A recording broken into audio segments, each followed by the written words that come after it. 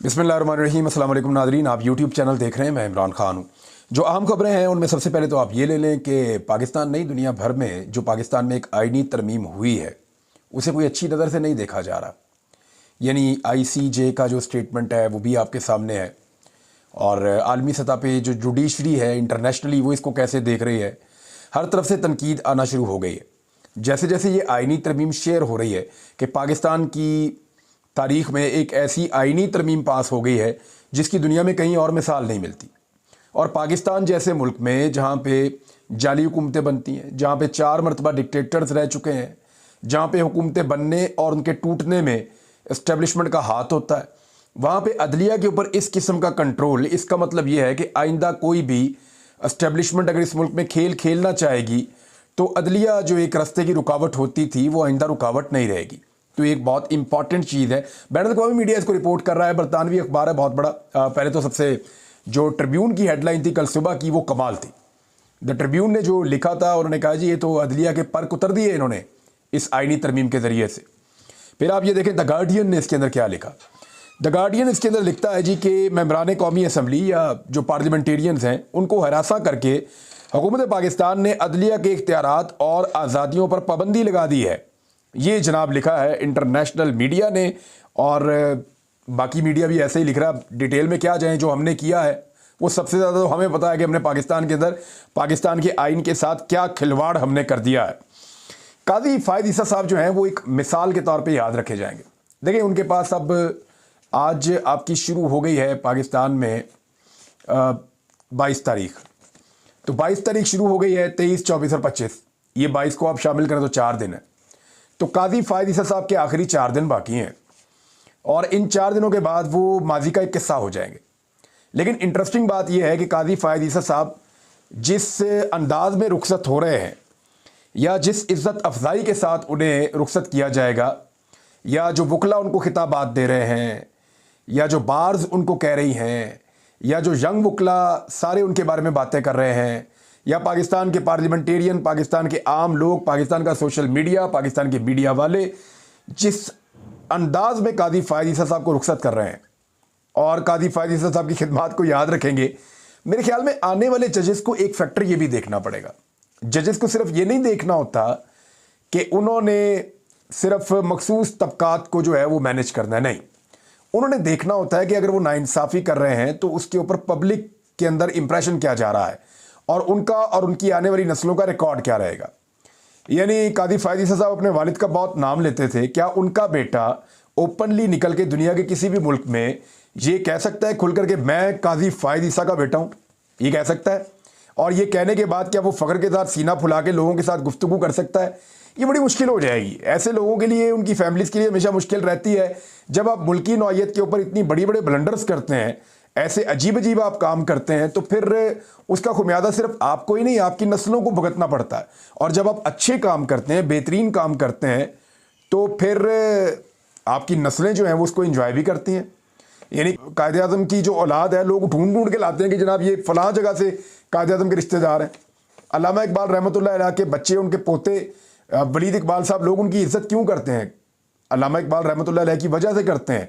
वो इतना बड़ा दरख्त है जिसके साए में वो लोग सारे बैठे हुए हैं, तो हमेशा उसकी छाँव उनके साथ रहेगी।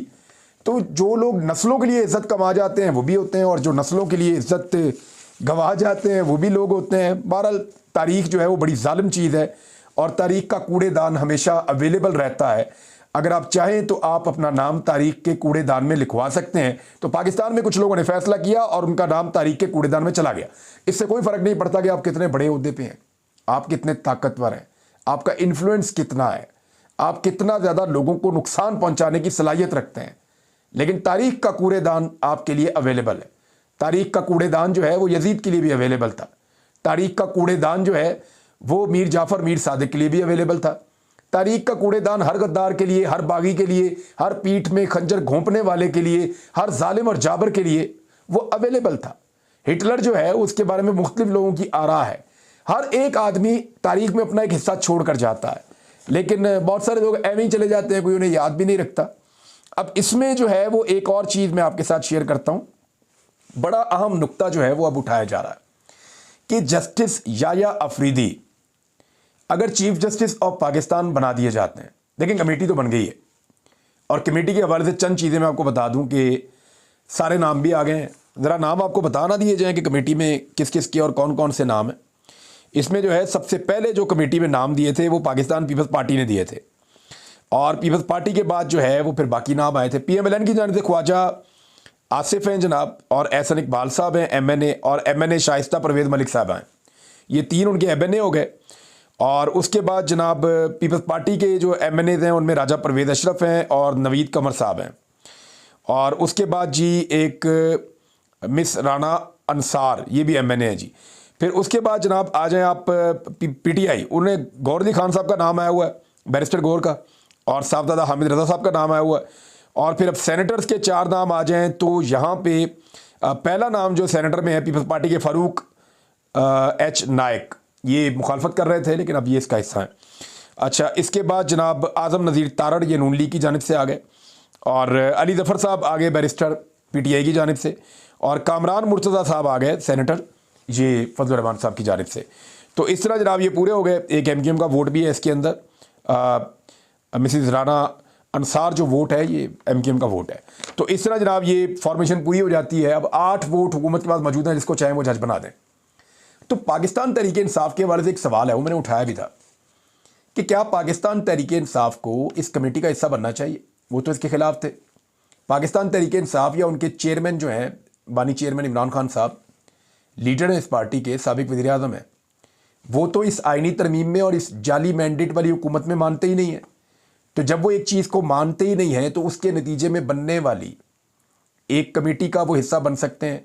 टेक्निकल क्वेश्चन है, बाद औक़ात आपको कड़वे घूंट करने पड़ते हैं सियासत में, सिस्टम का आपको हिस्सा रहना पड़ता है, क्योंकि इमरान खान सिस्टम के अंदर लेके लड़ना चाह रहे हैं, सिस्टम के बाहर नहीं निकलना चाह रहे।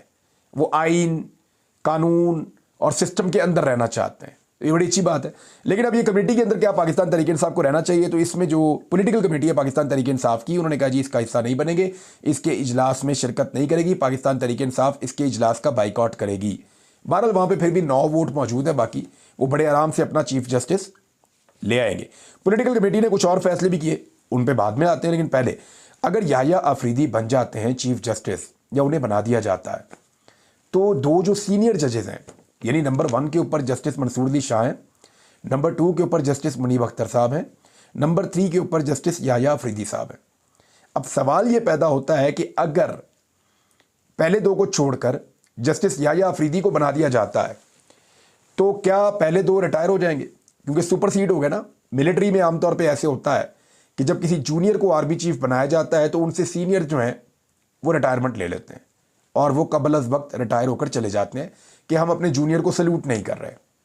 लेकिन क्या यहाँ पे अदलिया में ऐसा होगा? ये एक बहुत बड़ा सवाल है।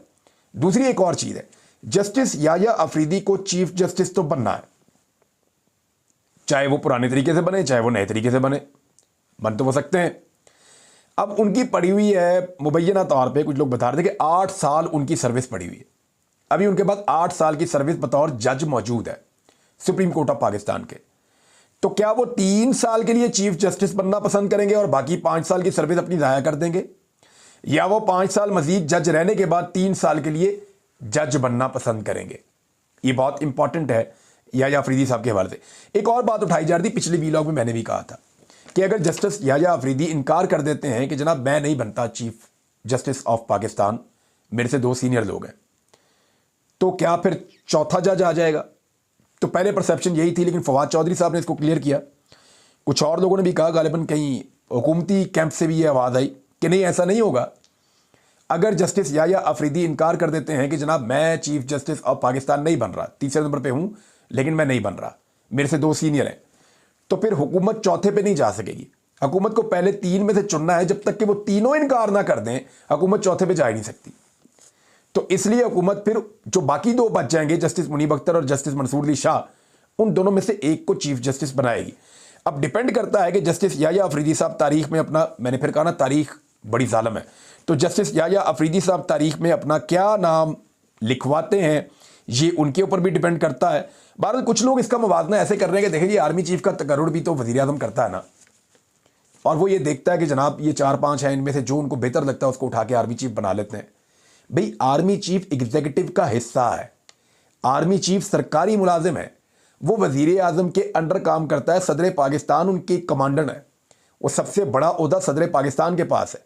आर्मी चीफ का एक महदूद ओहदा है, अब पावर्स बहुत बड़ी उनको मिल गई हैं, ताकत बहुत ज़्यादा है, उसका इस्तेमाल बहुत गलत होता रहा है, लेकिन आर्मी चीफ एग्जीक्यूटिव का हिस्सा है, वो आज़ाद नहीं है, आज़ाद नहीं है, बंधा हुआ है, एग्जीक्यूटिव का हिस्सा है। वो अलग बात है कि ताकत बहुत है, लेकिन जो आपकी जुडिशरी है वो इंडिपेंडेंट होनी चाहिए, वो आज़ाद है, वो किसी की मोहताज नहीं है।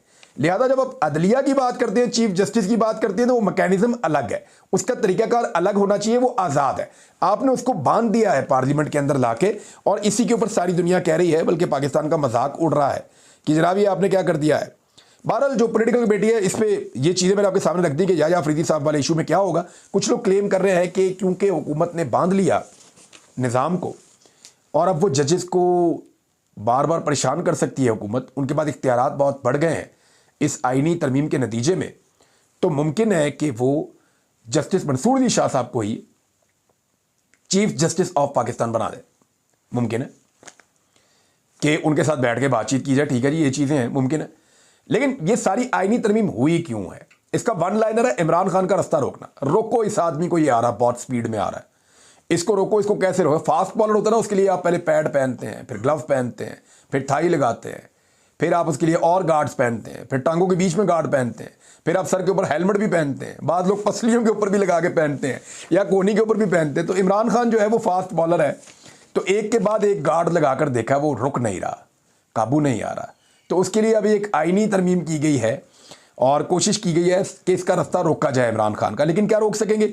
जो पॉलिटिकल कमेटी है पाकिस्तान तहरीक इंसाफ की, उन्होंने जी फैसला किया है कि फौरी तौर पे ये जिन लोगों ने पार्टी के साथ इमरान खान के साथ गद्दारी की है ना, इनका मुहासबा किया जाए, इनको शोकाज नोटिस भेजे जाएं, इनसे जवाब तलब किए जाए और इनसे पूछा जाए कि जनाब आप किधर थे।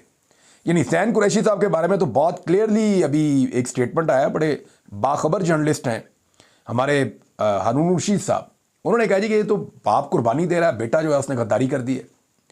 और ज़ैन कुरैशी साहब के बारे में बहुत सारी कहानियां आ रही हैं मार्केट में, उन्होंने सिर्फ एक स्टेटमेंट जारी किया, लेकिन उनकी जो खामोशी थी वो बड़ी मानी खेज थी।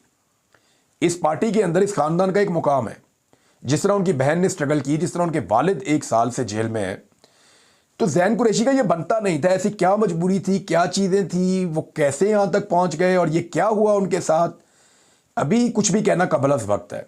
लेकिन ये खेल अभी आगे बढ़ता जाएगा और पता चलेगा आने वाले वक्त में। लेकिन पाकिस्तान तहरीक इंसाफ के वर्कर बहुत गुस्से में हैं, पार्टी बहुत गुस्से में है। वो ये कह रहे हैं कि जो लोग खड़े रहे इमरान खान के लिए, जिन्होंने मारे खाई, ज्यादतियाँ बर्दाश्त की, फिर उनका क्या कसूर है? वो भी जाते और जाके कंप्रोमाइज़ कर लेते, उन्हें भी वोट ना डालना पड़ता, उनके घर भी टूटते ना, उनको कुछ पैसा भी मिल जाता, उनके हालात भी बेहतर रहते।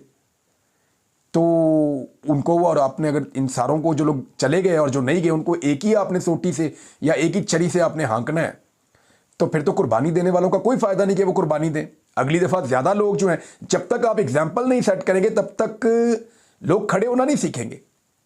जब तक भागने वालों को, गद्दारी करने वालों को, वो कहते हैं ना कि आप जंग में दुश्मन को बाद में मारो, गद्दार को पहले मारो।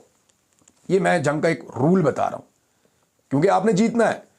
तो जब तक आप इनको आइडेंटिफाई करके अलग नहीं करेंगे ना, तो मेरी बात आप लिख कर ले लें, जो बाकी लोग आज चंद खड़े हुए हैं ना, वो कल खड़े नहीं होंगे।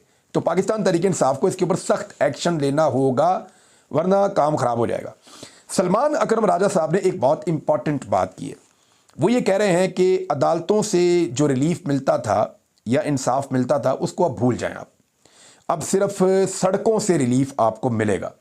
ये पाकिस्तान तहरीक इंसाफ जो है, ये बार बार इनके बहुत सारे लोग ये कह रहे हैं कि हमें सड़कों पे निकलना पड़ेगा, एहतजाज करना पड़ेगा, वरना काम खराब है। तो क्या पाकिस्तान तहरीक इंसाफ दोबारा मोमेंटम बना सकती है? देखिए, जो पाकिस्तान के हालात है ना, हर आदमी तंग है। कोई महंगाई के हाथों तंग है, कोई हालात के हाथों तंग है, हर घर के अंदर जो है वो इस वक्त परेशानी है। इस हुकूमत ने लोगों का जीना दो भर कर दिया। हर चीज़ की कीमत कहाँ से कहाँ पहुँच गई है, और जाली आदादोशुमार के साथ बार बार दावे करते हैं हम हालात ठीक कर रहे हैं, हालांकि इन्होंने हालात का बेड़ा गर्क कर दिया। रिकॉर्ड कर्जे भी इन्होंने ले लिए हैं। फौरी तौर पे शुगर माफिया को इन्होंने कहा जी आप चीनी एक्सपोर्ट करें, बाद में ये महंगी होगी ना तो गरीब आदमी इसकी कीमत पे करेगा। फिर इमरान खान साहब पे मुलाकातों पर गैर मुअय्यना मुद्दत तक के लिए पाबंदी भी इन्होंने लगा दी फौरी तौर पर। हुकूमत इतनी दिलेर हो गई है। और वुजरा और सेक्रेटरीज को बिजनेस क्लास की सहूलत भी दे दी, जाओ पूरी दुनिया में सफर करो। आज के बाद आप इकोनॉमी क्लास में नहीं जाएंगे, आज के बाद आप जाएंगे बिजनेस क्लास में। आपको जो है फुल प्रोटोकॉल के साथ जहाज़ों में भेजा जाएगा पूरी दुनिया के अंदर। तो ये जनाब फौरी तौर पे जो चीज़ें हुई हैं वो ये हुई हैं। कुछ लोग अंदाजे लगा रहे हैं कि पाकिस्तान तहरीक इंसाफ ख़त्मशुद, अब वो पार्टी मौजूद नहीं है, लोग उसको छोड़ गए हैं। तो याद रखें, ये जब इलेक्शन हो रहा था ना, तब कह रहे थे पाकिस्तान तहरीक इंसाफ को ज़्यादा 20-25 सीटें मिलनी है, उनमें से भी 15-20 टूट जाने। क्या ऐसा हुआ? नहीं हुआ। लेकिन ये फ़ायदा उठाया इमरान खान के अंदर होने का। फिर इमरान खान को मंजर से गायब भी इसीलिए करना पड़ा। याद रखें आप कि सितंबर में क्योंकि इमरान खान साहब कनेक्टेड थे लोगों के साथ, तो बंदे नहीं टूट रहे थे।